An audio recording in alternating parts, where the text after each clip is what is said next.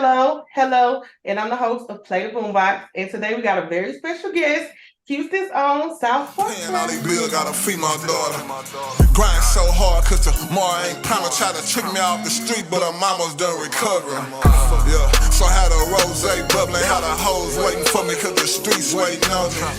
Yeah, How you doing today? What it do? Checking in. I'm blessed. Blessed and highly favored. Can't complain. Look, that's what's up. In today's episode is very special because we go way, way back. Oh, no, for sure. Look, so let's get into it. So let everybody know where you from, how you got your name, kind of let them know your upbringing and how you got the name South Park Trap. I'm from Houston, area called South Park, the South Side, Southeast, to be exact. Martin Luther King. We're right near Cullen Boulevard, like where SUC and all that pretty much originated with the school shop being on Cullen. I'm right in that area, maybe minutes away from that. But yeah, that's where I'm from, Southeast Houston.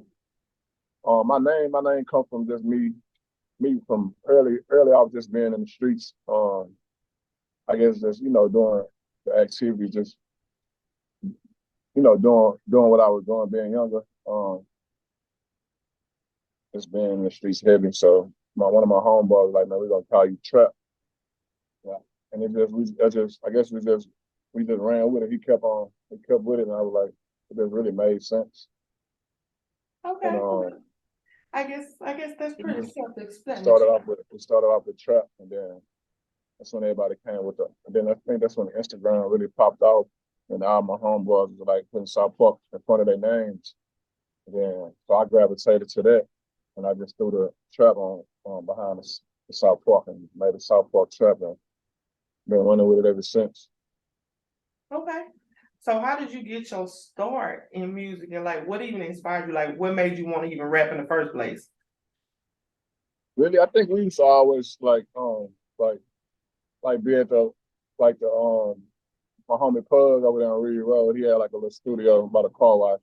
You know how they had the little small setup to do like a song for like $10 and stuff like that. I think me and a few of my homeboys used to go in there and do like freestyles and stuff like that, but we wasn't taking it serious, and then we were just really having fun with it. But we come up listening to Flip, Kiki, SUC. So I guess it's just part of the culture. So being young, you're gonna gravitate to what's going on with the music, But yeah, we used to go up there and freestyle a lot, stuff like that. I used to be playing around at school or whatever, but I ain't never think that's what I want to do. I think when I got incarcerated, I ended up going to the penitentiary. Ended up doing like 2 years on 5. I had a lot of time to really sit down and put my thoughts together and really just read up on like the industry and just seeing people's stories and stuff like that, coming from the same walk of life that I come from. So I just felt like we already had a movement, like being in the city with me and my homeboys. We was like maybe like 100 deep minimum. So I feel like I already had the support. I just had to come with a plan of what I wanted to do. So I felt like it would have made sense. And I knew like you can easily convert from being in the streets to, trying to do something legal. So I felt like it made sense. So I wanted to strive and do it. Just really based off other people's backstories, like Akon, like his upbringing, Rocco, from ATL. Just seeing how they translated from being in the streets, to over to the rap industry and made it work for them. So I was highly motivated by that, and I felt like I could do the same, with my upbringing. Right, turning negative into positive. So yeah, so I had a lot of time just to be in there writing, and I had a lot of time to write. So I had wrote a lot of songs. A lot of songs. But then my homeboy was already doing his thing on Kaiser. Kaiser, he was already named, everything solidified, on doing mixtapes, doing albums with Scarface, stuff like that, big features with the rap a lot and all that. I think Killer Corleone. Hayes was already like big at the time, so it was just crazy. I felt like it would have made sense, but when I came home, it clarified and he like embraced it. Like we was always at the studio, and then I feel like when he heard what I had, he really gravitated. He just open arms, like, yeah, come through, come record whatever you want to do. Like I'm gonna back you. Like wasn't charging me nothing from the studio time and stuff like that. So it was really a blessing, really, to have somebody to, just to believe in you, want to see you succeed at something. Right. Then somebody that already got a platform, because it's like when they get to that point, people have a platform. It's like we want to, reach out after putting all that work in. It'd be kind of hard to just let people in. Right. So you so I respect him for that, for giving me an opportunity. Right. Now earlier you spoke about like Houston culture. Like, do you feel that like Houston gets the respect it deserves, like when it comes to rap? Like of course, the Ghetto Boys and stuff like that, but when it comes to like SUC and stuff like that, I feel like people sample it a lot, but do you feel like that we get the respect that it deserves? I don't feel like we get the respect. I feel like when school was alive, I feel like they really demanded respect. The movement was so strong and powerful. I feel like they demanded respect. And then like how Big Mo and all them was flipped and all them was popping off. Like I feel like it was like they demanded respect. So it's like they was coming from underground, so you had to respect it. You know what I'm saying? It was solidified, like they were doing units, pushing them up on their own with tapes, not really costing them no money. You know what I'm Right. saying? So But like outside of Houston, like we respect it, but like outside of Houston, like they influence so many people like in other states, but do you feel like it's respected outside? Like outside of Texas? I feel like they made like that movement, the SEC, they made them respected at that point in time. Far as like later on down the line, like when school passed and all that, I don't feel like they. I feel like it kind of, I feel like they kind of started biting and stealing. I feel like they seen they had opportunity, to steal, to leech. That's what that's what the rap game about. They gonna leech and take what they can take from, with school not being there. I feel like on the legal end, they feel like they got the opportunity to dab into whatever they want to, and without having the rights, the copyrights, things of that nature. So I feel like that's where that come from. And I feel like that's probably they don't respect it on that end. Like they don't respect our culture. Like they come through and just steal the movement, steal what we got going on, and add it to what they got going on. And it's just the rap game itself, though. I feel they do that. They copy and paste. They see you doing it, and they turn around. They try to do it too. So speaking of SUC, like you got to work with some real legends like Lil Flip, Lil Kiki, and you were also a part of the June 27th remix. We grew up, listening to SUC. I wanted to know, like, how did that feel for you to actually be able to, work with them? It's really like a dream come true, because like when I was on the road, I think we was going to Austin. I had bumped into Flip. We had a show. I had a show with DJ Big Red. It's a Swisher House DJ. We got performed and everything, and I let Flip hear my music, and he just gravitated to it. He was like, "Man, whatever you need, I want to get on the record. I want to get on the We Eating record, and whatever else, send me some more records." It was just like a dream come true, like to see somebody you like idolize, right? Something you look up to, that's embrace you. It's like you'll never imagine it. You'll never look at it like that. Like, we used to be all at the Capitol trying to see where he at, like, right. He had the highs and Galveston, so he was out there moving around a lot. So I respect him for that, though. Right. It's definitely a big deal. But Kiki was legendary too, just being in the studio with him and just working with him and hearing him on the after he put the verse down on my record. Sci-Fi produced the next to record. It's just like, it let you know, like, they about their business. So yeah, it was very different. Cause like I said, I grew up to these people. Right. I gravitate, and I was able to work with them. So it's definitely a blessing. And then like C Ward, Chris Ward showed me a lot of love. the O, shout out the O showed me a lot of love. They always, I be hitting them up, sending them music and stuff. We ain't did no music yet. Youngsters show love on Pokey. I haven't had a chance to work with none of them, but we locked in. Me on the O and Youngster. Who else? I think that's pretty much it. K Reno show a lot of love. I ain't did no music with him on Klondike Cat, Street Military, all of them. Okay. I want to work with them and just really just sit down and see how how really they popped off like nationwide. That's really the conversation I want to have with K Reno. But I see he still go overseas and still do tours and stuff like that. I want to know that background, like what I got to do to get open that lane up. I respect it though. Even after all this time, he still book, you know what I'm saying, out the country. Stuff Shout like out that. to So K Reno. yeah. So I know it's definitely a blessing coming from where we come from and being able to experience the world like that and then how people gravitate to your music, you know? Right. It's just different. It's just how you like, man, how y'all got these people on y'all movement was that big to where these people are out the country? Like how was that possible for y'all to break the barrier like that? Right. Like I don't know and I don't see it. Like I understand like the SUC wave and how they kind of did it, but I haven't got the knowledge as far as like street military, like how they broke that big like that. Yeah, once you get a loyal fan base, they gonna stick with you. Yeah. But I'm saying like how was they possible to even their music was possible to reach, you know, but it might have been online.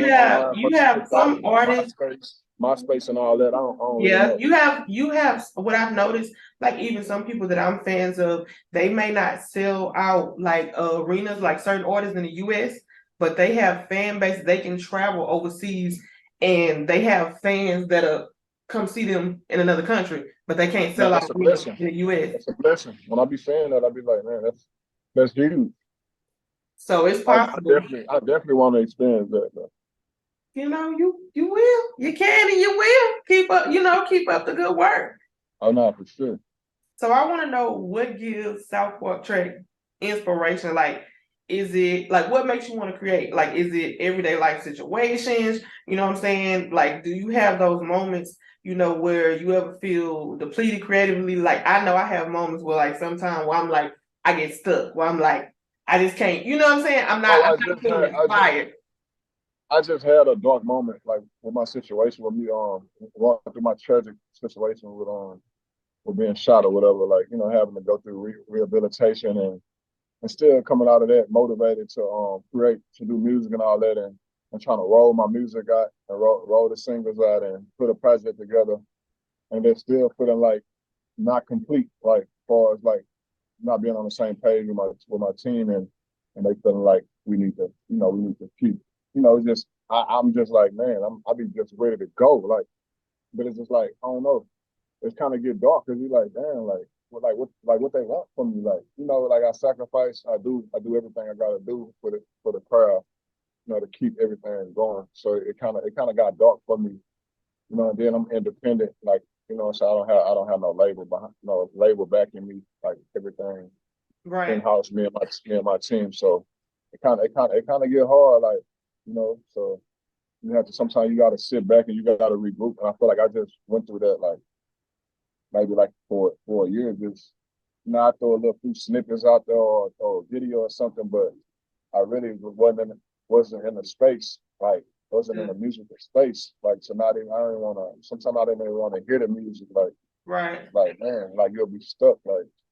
So what's wrong with you to I ain't really never felt I get to that point though. Like I seen other dudes do it. I'm like, how do they get to that point where they just give up? Like, for a while, like, and don't create or don't release no music.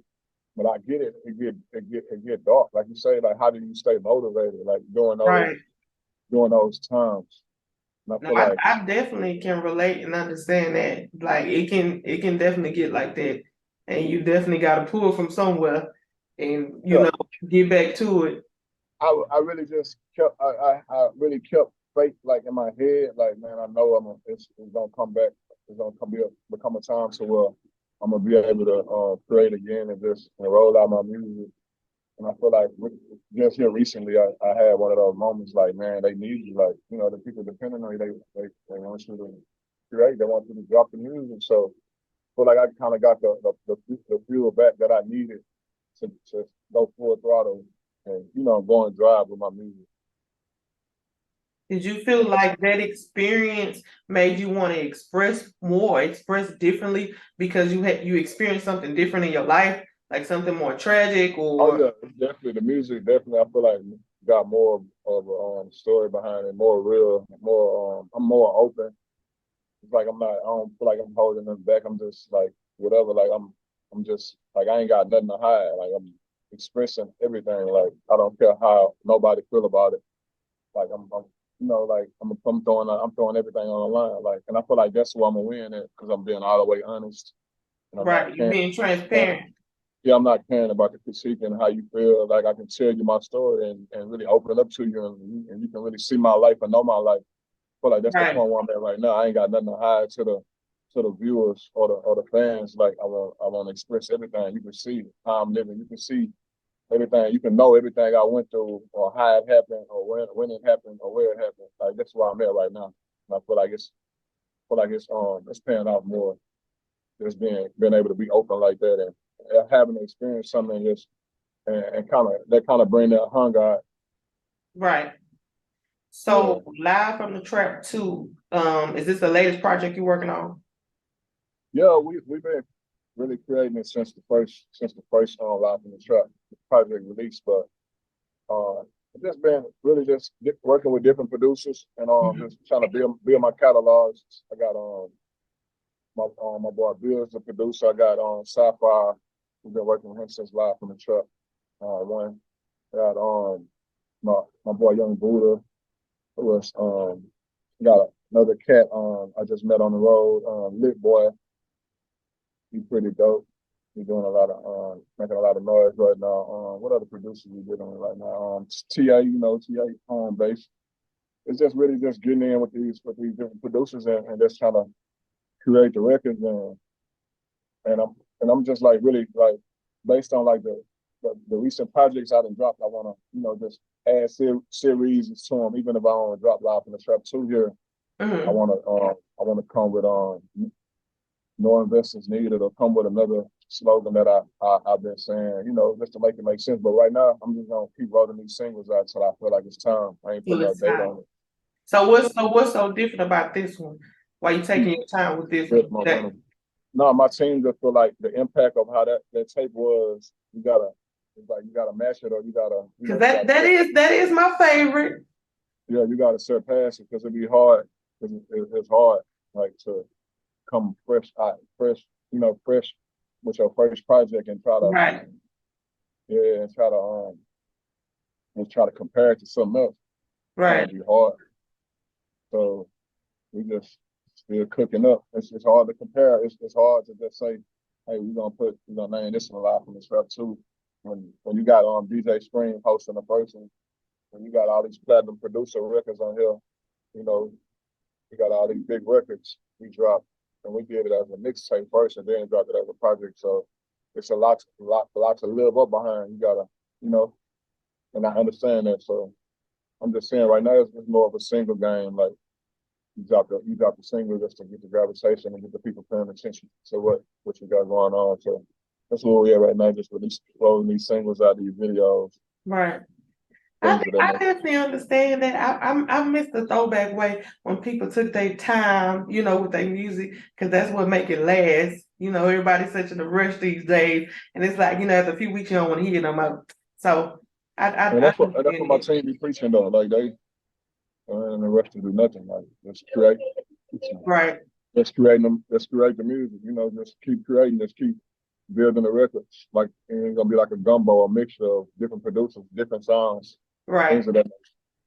So you said different sounds. So do you only like and listen to rap, or like, is there any other genres of music that you like? I mean, like Oh who no, jamming right now? I like R I like R&B music. I like a lot of R&B music. Sometimes I vibe out. I put that on. I put Trey songs on. August before I heard about the situation. I don't know how true it is with him. Mm. I like his music. You know, like I like the last project he dropped that myself. I feel like that's deep. Like I could relate to that project. R&B. Who else I like R&B? You liking it throwback? You know I'm nostalgic queen. You know you liking it throwback? R&B for sure. For sure. You got your Lord. You got your R. Kelly. You got who else I like R&B? Can't think top off the top of my head, but yeah, for sure I like some throwback R&B. Maxwell, What you Joe. know about Maxwell? Joe to see what? Joe. What you Joe. know about Joe? For sure, Joe. Joe had a mean little run. Jaheim.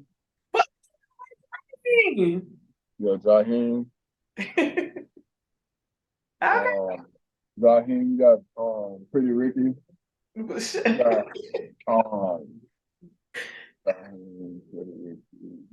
you got your boy that's my boy man. That's my boy man. Pretty Willie.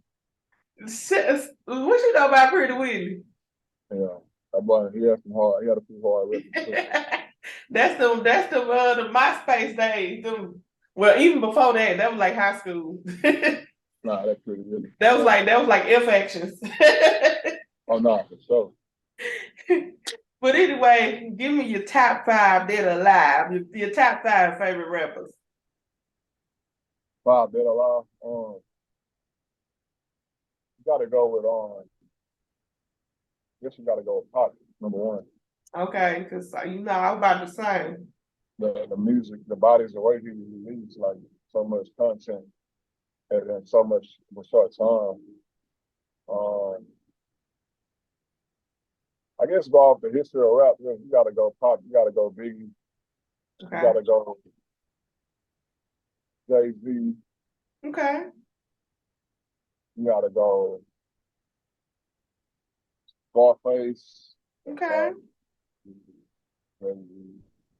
gotta go Scarface. What's that like?